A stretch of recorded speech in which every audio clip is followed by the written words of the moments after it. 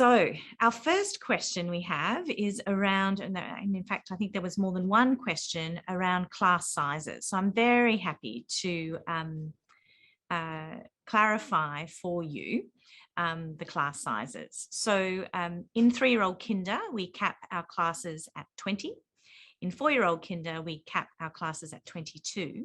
From prep to year 3, we cap the class size at 18. And years 4 to 6, we cap the class sizes at 22 each. In year 7 to 12, it really depends on the subject, but core classes, by which I would say English, science and humanities fall into that core class model. They sit anywhere between 21 and 24. Gerard mentioned before that we have a flexible approach to mathematics where students are pre-tested and post-tested on every topic. So those classes vary in size depending on the consolidation that is required, the remediation that might be required, or the level of challenge that's required. And we have students in year 7 who are studying mathematics at year 9 and year 10 level. So it depends on how they are working in the subject area and how we can extend them or support them as required. In addition, we have so many specialist subjects that we run that are by choice or by elective. So and then languages fit into that group, but then there's also the design subjects and the science extension subjects, and indeed all manner of electives. And those specialist spaces that sometimes those electives occur in have certain requirements for density. So those classes can often be much smaller. What we really try is to offer the broadest selection of subjects possible to meet the greatest student need and their areas of interest. So we have been willing to support quite small class sizes to enable students to really go deep into their passion areas. And we're very proud of that. And so I think really we can be quite proud in the overall size of the school as well, that every student is known and supported on their journey of discovery. So we've also been asked how we foster a sense of community and to perhaps give some examples. So I'm going to talk a little bit, kind of broadening on Gerard's point about community action and the way in which our students get involved in the community. Because I think you can think about community a couple of different ways. We've got a community here at the school, which is really strong and cohesive, and students are I guess, activated to be active supports for one another in the school community. But then we also want them to look beyond themselves and beyond the school to the community more broadly. And so we've got a great community action framework at the school and a deep commitment to social justice. And these are really hallmarks of a student St Michael's experience. They're encouraged to consider themselves right now as capable and contributing citizens. It's not something that comes with adulthood. It's something that we think our students truly encapsulate right now. So we talk to them about their capacity really to contribute to the community at a local level, a national and an international level. There are opportunities for hands-on community service through our long-standing relationships with Sacred Heart Mission, the St Kilda Mums, and via our annual student-led fundraising event, the Merry Month of May. But in addition to that, I think it's really important that students consider themselves as citizens in their incidental interactions with community members.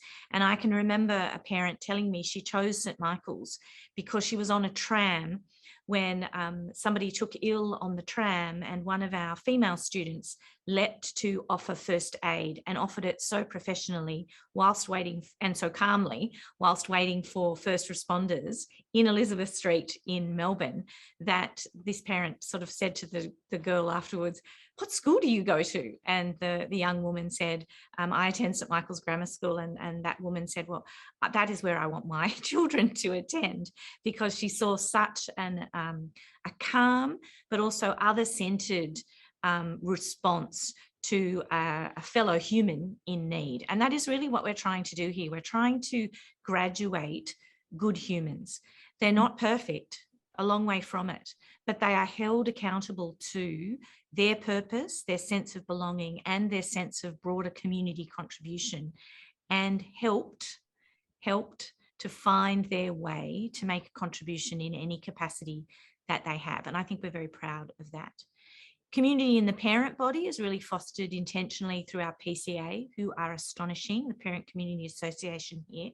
But I would extend to that our past staff, our past parents are included in our Old Michaelian Association committee, and really our alumni are very connected to the school as well through reunions, but also coming back to work with their peers, coming back to coach debating, coming back to work with students on public speaking or through productions, coming back to help with the music program.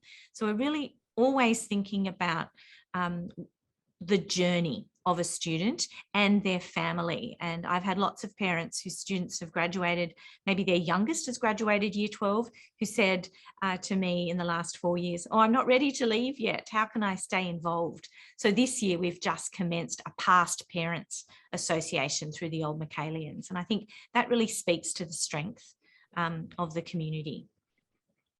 Now, there's a great question here about in relation to leadership, how do we develop those leadership qualities, not just for those formal positions of leadership? And I'm going to actually throw to Gerard and Nicole to talk about that because they're so proximal to that really important work.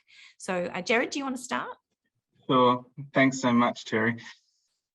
Well, I touched on it before, but leadership is critical to the culture of St. Michael's, and it's about connection, but also about legacy, and it's about care and support.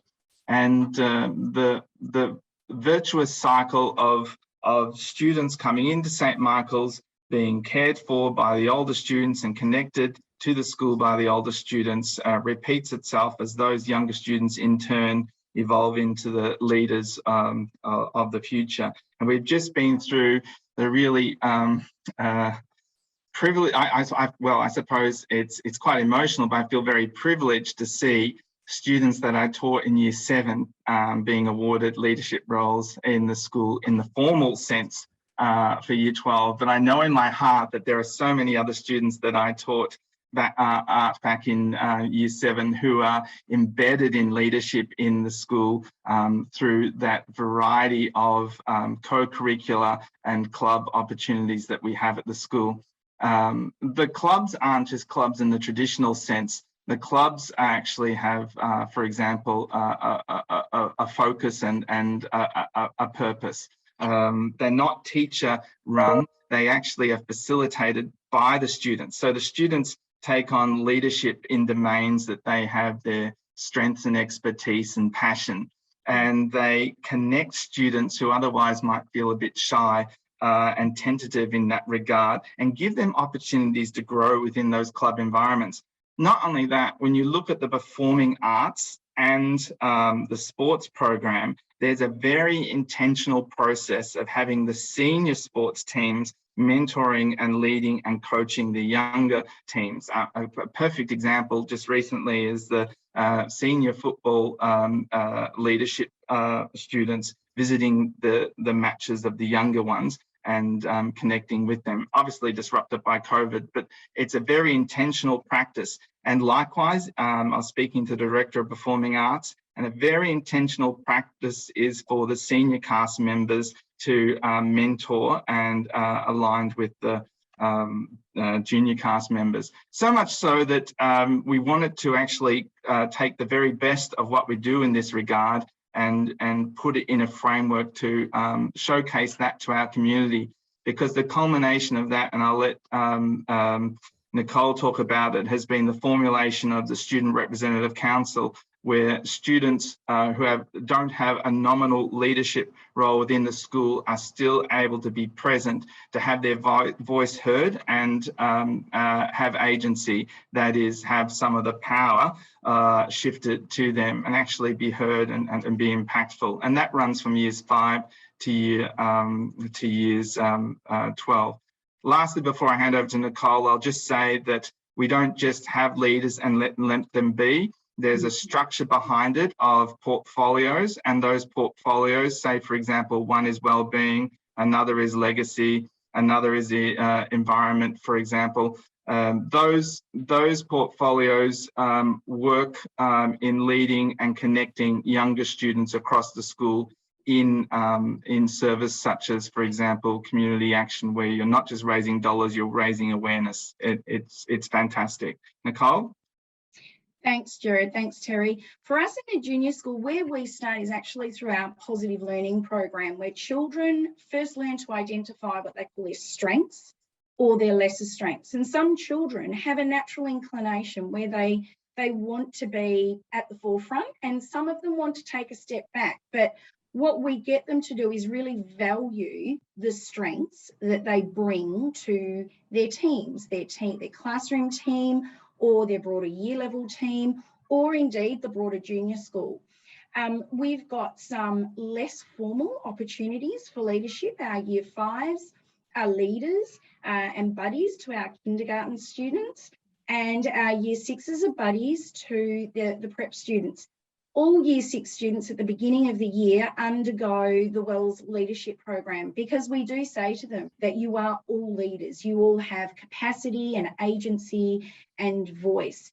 And as Gerard suggested, we do that through a very structured approach, but it's very much supported by the positive learning program. And really, I think the language that we use with children and the language that the children learn to actually use themselves is so critical when we speak about leadership. The other thing that we've done is connected with some community groups. For example, our year fours have connected with the St Kilda Botanical Gardens Eco Centre, and through that, they're learning to be environmental agents, environmental leaders. They've each sponsored a tree. They've been responsible for monitoring the growth of that tree. So in their own way, they are showing leadership in a particular space. Other opportunities are things like being parts of different choirs, where they can show choir leadership, band leadership, depending on what their particular interest is, and also through the peer connections. So the year 12 leaders often do come across and work in particular with our year six students, where the year six students feel that they have voice and say in some of the initiatives that are student-led across the school. Back to you, Terry. Thank you, Nicole. Thank you, Gerard. We've got another question here about managing the gender split across both the senior and junior schools. And in 2022, the estimated gender balance is 46% female, and we monitor that really, really, really carefully. St Michael's was originally a girls' school, and we try to get as close to 50% gender split in year levels as possible, and we are continually monitoring that. We don't take enrolments. We have healthy waiting lists in some year levels, and we have the capacity to offer places to girls over boys if necessary to maintain that gender split. And we do that intentionally, because when you choose a St Michael's education, you are choosing a co-educational experience. And so we do have to quite zealously guard the gender balance to ensure that young people come to the school and really experience co-education in its truest sense. Now, there is another question here, and we're nearly out of time, but there is another question here about pastoral care in the junior school and wellbeing support across the school. So we might begin with you, Nicole, and you touched on positive learning, and I know how deeply embedded that is. So we might talk to you a little bit about pastoral care in the junior school, and then we'll throw to Gerard, who can talk very much about wellbeing across the school, and particularly how we measure and monitor the wellbeing of our individual students, the cohorts, and indeed our culture. So Nicole, we'll start with you. Thank you. What we start with from the kindergarten actually right through to year six is what we call our morning meetings. Now, our morning meetings are set up very much aligned to restorative practices, where we start in circles. And those circles are actually very symbolic of a kind of a democratic meeting, but it's also a wellbeing check-in. And that can happen first thing in the morning. It can happen straight after playtime and straight after lunchtime. And it's a really quick check-in. But as I said before, through our positive learning and also through some of the work we do around respectful relationships later on in the junior years, and through being able to look at self-regulation. So we're looking at zones of regulation. Children, again, learn the language. You know, if they're in the red zone, how do I move from that into a green zone where I want to be calm? Explicitly teaching some of those strategies for children. I think the thing to remember too is that our classroom teachers are very important key pastoral contacts, not just for our children, but also for our parents. But surrounding that, as Terry mentioned, it's a village. You've got your classroom teacher, you've got the directors of each quadrant. You also have myself. We've got psychology services, if we need to tap into them, that help and support both the teachers and the students and the families. We have our learning services team. So there's quite a broad team there to be able to support the child at different points in time. And if indeed families need to touch base, first port of call really is the classroom teacher, and from there we engage the services that are required. Thanks, Terry. Gerard? Thanks, Nicole. Well, I suppose in that broader sense, as I touched on before, we're very, very proud of wellbeing at St Michael's. And in fact, the government appointed us one of the founding lead schools in the Respectful Relationships program. And we lead a network of schools now in the Bayside region. And part of that draws on the expertise we have within the school across several services. The service I talked about before, the psychology services, and that runs across the school K to 12. And we have a number of psychologists at the school, both clinical and educational. Then we also have the health services and a dedicated health centre and team. We also have learning services for students who need enrichment or also support. And we also have a chaplaincy service.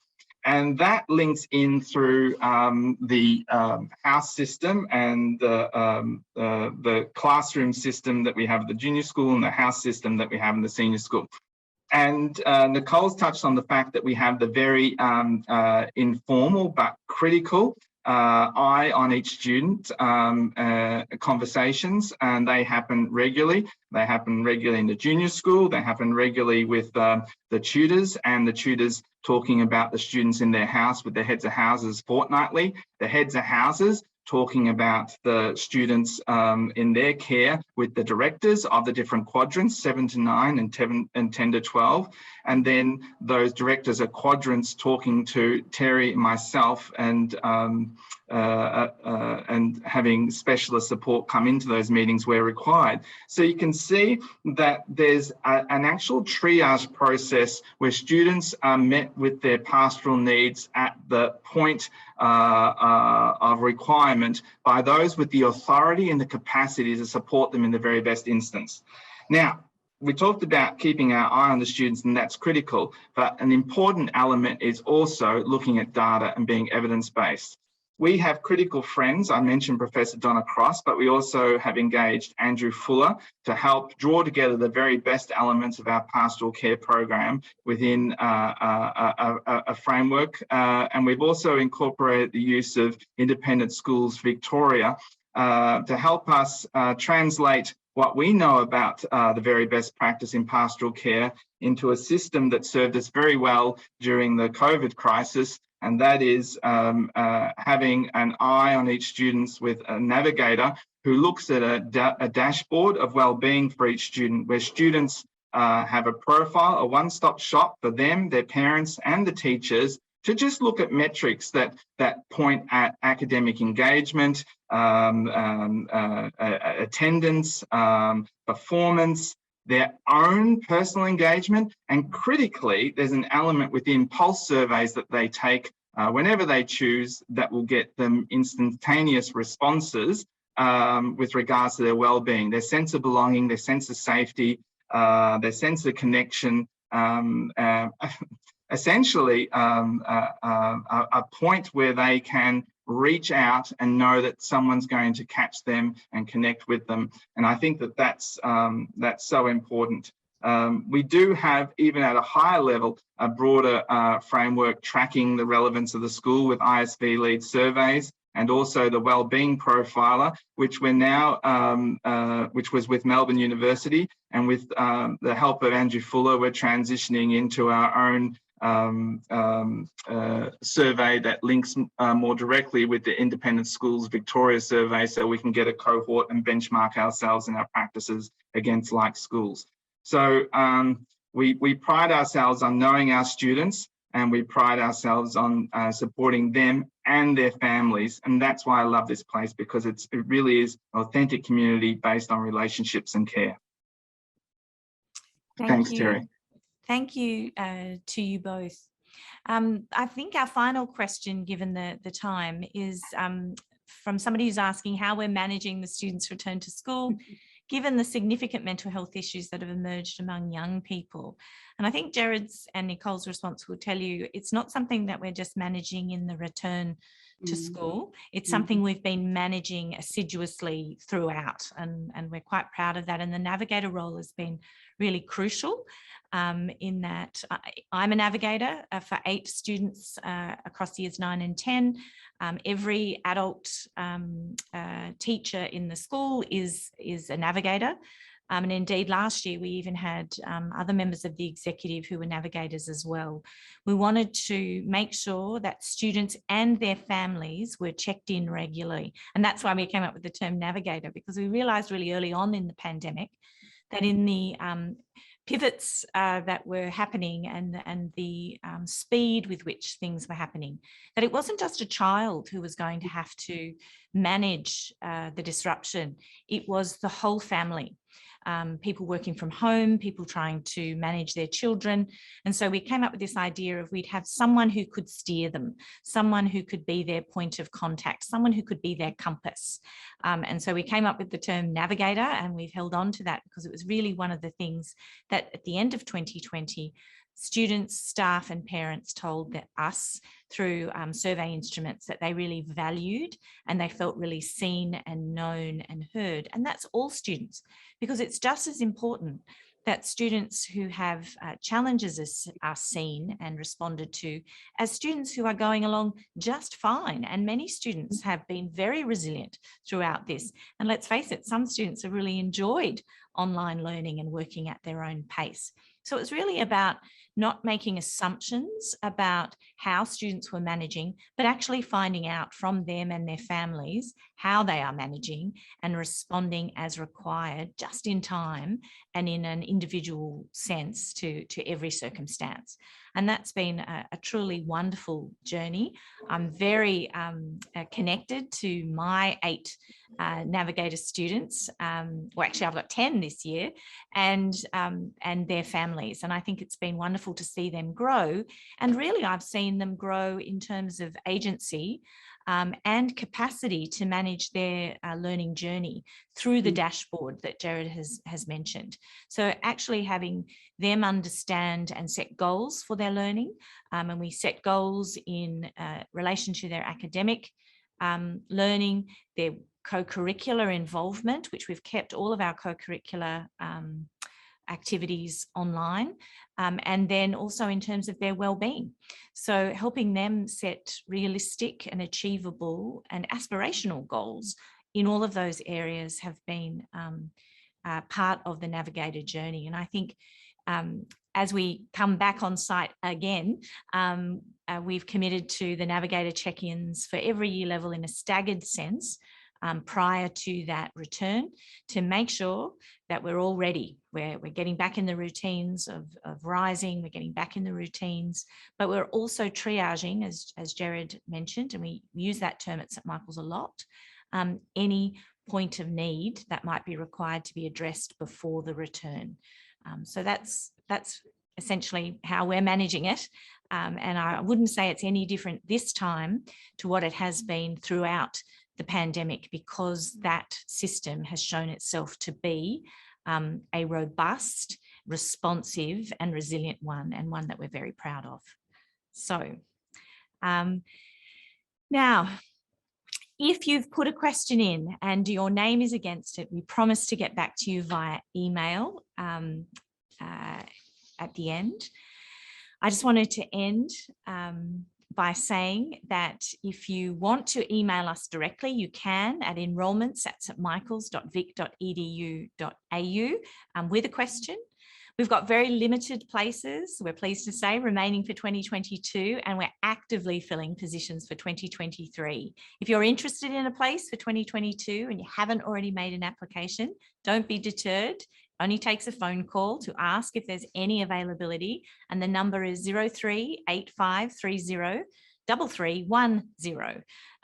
If you're interested in any other years of entry, I would encourage you to make an application. So beyond 2023, just make an application by clicking the apply button on our web page. I want to thank you again for attending our online open morning.